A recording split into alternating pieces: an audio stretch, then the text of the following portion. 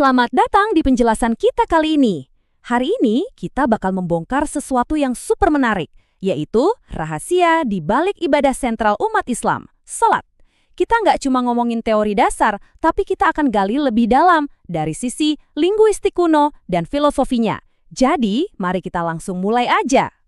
Coba bayangin ini, pernah nggak sih pas lagi sholat, fisiknya sih gerak ya, berdiri, ruku, sujud, tapi pikirannya malah asyik jalan-jalan, kayak video yang lagi buffering gitu.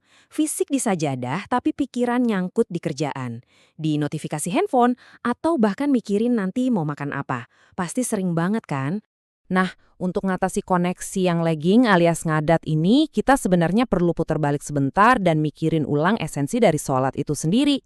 Ini sama sekali bukan gerakan mekanis yang cuma buat ngugurin kewajiban biar cepet kelar. Banyak orang mengira sholat itu artinya sekedar doa atau permohonan. Tapi kalau dipikir-pikir, kalau emang cuma doa, kenapa nggak disebut doa aja kan? Kalau kita intip akar bahasa kunonya, kata ini justru lebih mengarah ke usul. Artinya apa? Artinya adalah sebuah koneksi yang benar-benar rapat, erat, dan nyambung terus-menerus tanpa putus. Biar makin jelas, mari kita bedah sedikit kata sholat ini dari kacamata bahasa Arab. Percaya deh, ngerti hal ini bakal ngerubah total cara pandang kita. Secara bahasa, akar kata sholat ini dibangun dari 3 huruf, yaitu waw, syad, dan lam.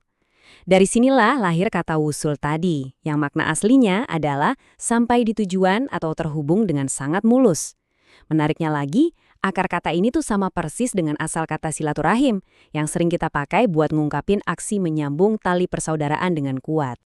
Jadi intinya begini, secara harfiah, sholat itu adalah sebuah protokol konektivitas, sebuah jembatan yang ngikat kita sama Sang Pencipta secara super ketat. Bayangin aja kayak lagi pakai sinyal wifi. Kalau pas lagi nyambung, pikiran kita malah lari kemana-mana, ya sinyalnya drop. Pesan dan doa-doa kita baru bisa tersampaikan dengan lancar kalau perangkat internal kita, yaitu hati dan pikiran, benar-benar ngeklik dan terhubung.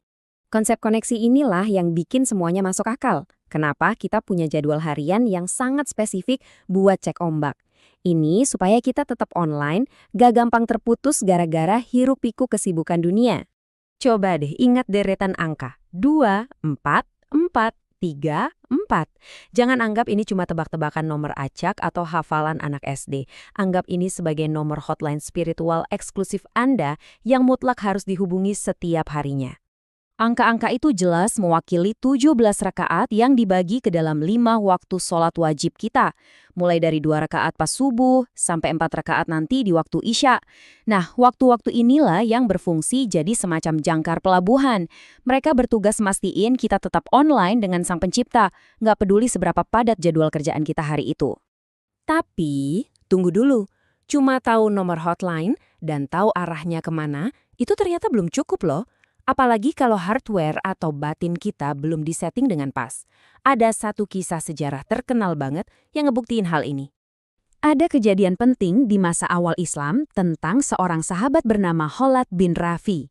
Jadi, suatu hari dia masuk masjid dan sholat seperti biasa. Selesai sholat, dia nyamperin Nabi Muhammad buat ngucapin salam. Tapi tahu nggak apa yang terjadi? Nabi malah menolaknya dan menyuruh dia buat mengulang sholatnya. Nggak cuma sekali, tapi sampai 3 kali berturut-turut. Pasti bingung kan, kok bisa? Karena setiap kali selesai, Nabi bilang langsung ke dia, kembalilah dan sholatlah, karena sesungguhnya engkau belum sholat. Di sini, Nabi ngasih sinyal yang sangat jelas bahwa sekadar ngelakuin gerakan fisik yang buru-buru, tapi koneksi spiritualnya 0, itu sama sekali nggak dihitung sebagai sebuah panggilan telepon yang berhasil. Sinyalnya lost. Nah, respons dari Khalad setelah disuruh ulang ketiga kalinya, ini benar-benar luar biasa indah. Dia dengan jujur bilang, demi Allah yang mengutusmu dengan kebenaran, saya nggak bisa melakukan yang lebih baik dari ini. Tolong ajarin saya. Sikap humble-nya ini jadi pengingat keras buat kita semua. Kita nggak boleh arogan. Kalau memang belum paham, kita harus aktif nyari tahu cara menyetel koneksi yang benar. Belajar dari kisah kala tadi, mari kita masuk ke sisi praktisnya. Gimana sih cara presisi buat ngatur perangkat koneksi kita ini, biar kita nggak berakhir nyoba 3 kali berturut-turut tanpa hasil? Untuk ngejawab itu, kita perlu geser sedikit ke sudut pandang fikih alias jurisprudensi Islam. Di sini, definisi sholat bergeser.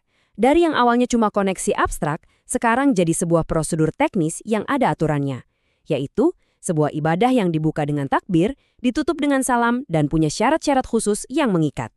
Makanya sering dibilang kita itu harus mendirikan sholat, yang bahasa aslinya berakar dari kata akoma. Kata ini menuntut kita buat benar-benar negakin dan ngejalanin seluruh aturannya dengan pas. Ini ibarat persiapan teknis yang harus 100% matang bahkan sebelum kita ngucapin sepatah kata pun. Caranya, kita harus ngikutin urutan langkah esensial berikut. Pertama, bersihkan dulu sinyal kita dengan ambil wudhu yang sempurna. Kedua, arahkan antena kita pas banget ke kiblat. Dan baru setelah itu, di langkah ketiga, kita buka saluran komunikasinya secara resmi dengan mengucapkan takbir.